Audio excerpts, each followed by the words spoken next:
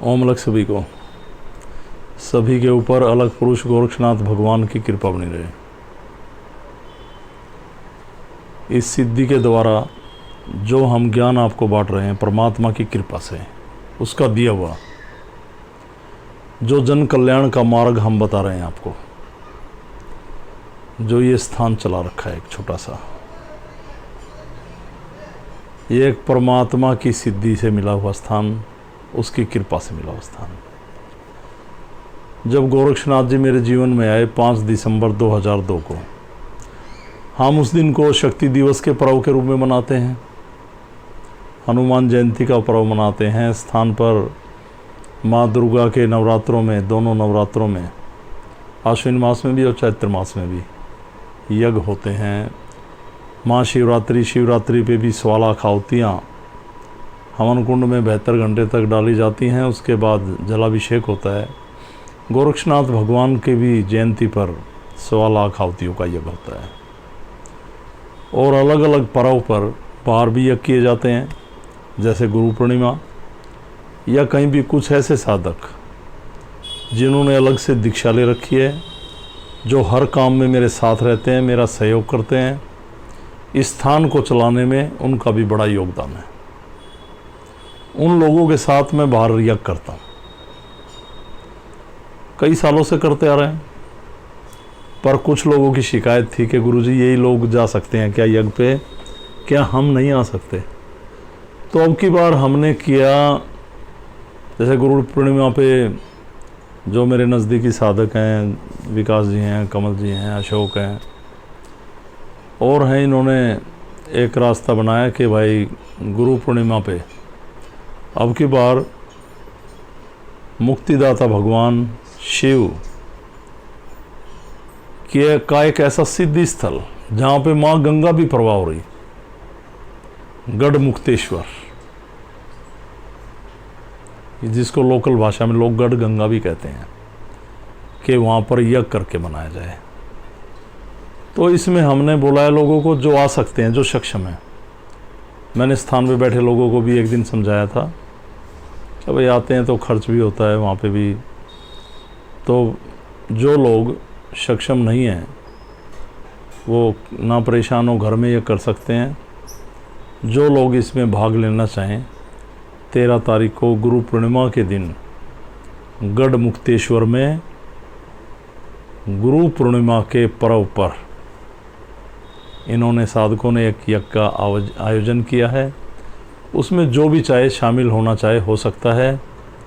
और डिस्क्रिप्शन में कमल, अशोक और विकास जी का नंबर है, उनसे बात कर सकते हैं आप। गढ़ मुक्तेश्वर, मुक्तेश्वर क्या है? ये मुक्तेश्वर मुक्ति धाम, शिव के द्वारा मुक्ति। लोग कहते हैं जी गंगा में नहा लो पाप धुल जाएंगे। माना गंगा मोक्ष वाहिनी, मुक्तिदाता, पर माँ गंगा हमारे शरीर को धोती है, हमारे कर्मों को नहीं। हम सही कर्म, नेक कर्म करके गंगा की शरण में जाएं, हमें हर दोष से मुक्ति मिलेगी, हम पुण्य के भागी होंगे। ठीक इसी प्रकार मुक्तेश्वर भगवान की शरण में नेक कर्म करके जाएं, जन कल्याण करें, परमात्मा की शरण में रहें और वहाँ पे साधना करें। अलग पुरुष के द्वारा दी गई सिद्धि के द्वारा यज्ञ हवन करें, आप मुक्ति को प्राप्त होते हैं। कहते हैं देवों के गण नारद ऋषि के से शापित होने के बाद दर दर भटक रहे थे। उन्होंने शिव की साधना की,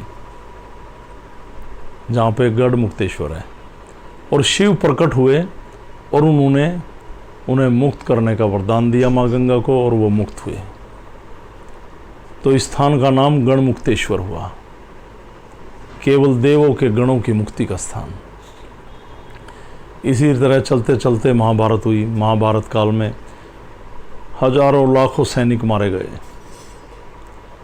युद्ध होने के पश्चात युधिष्ठिर ने श्री कृष्ण जी को कहा, प्रभु मुझे नहीं देखा जा रहा ये भटकती आत्माएं, ऐसे बेकसूर मारे गए लोग कितने परिचित परिचित, कितने अपरिचित लोग, कितने अपने, कितने उस दूसरी सेना के बेकसूर लोग मौत के घाट उतारे गए। इनकी मुक्ति का उपाय ढूंढिए। श्री कृष्ण जी ने उन्हें कहा, गढ़ मुक्तेश्वर में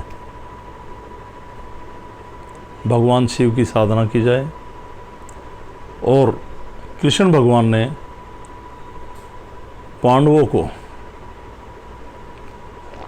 परशुराम जी को आमंत्रित करने के लिए कहा।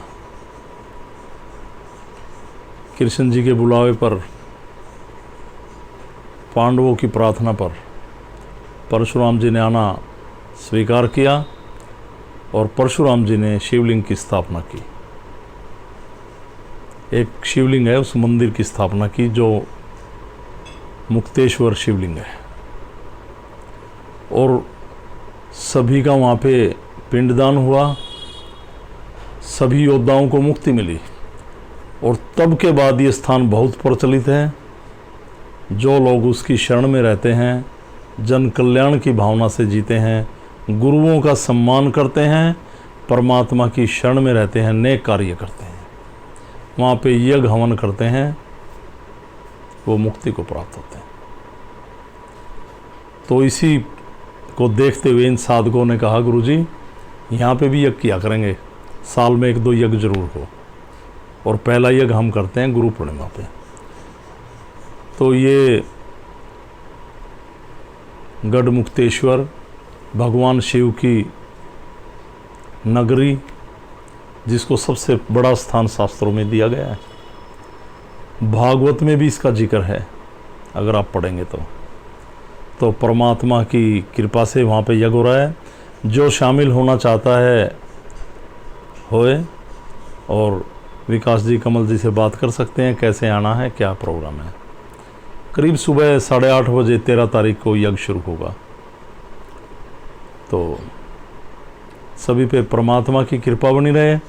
तो मेरी तरफ से ओम लख, और हे मुक्तिदाता मुक्तेश्वर भगवान शिव, आपके चरणों में वंदन प्रणाम, और माँ भगवती को प्रणाम, माँ गंगा को प्रणाम, और सनातन धर्म की जय।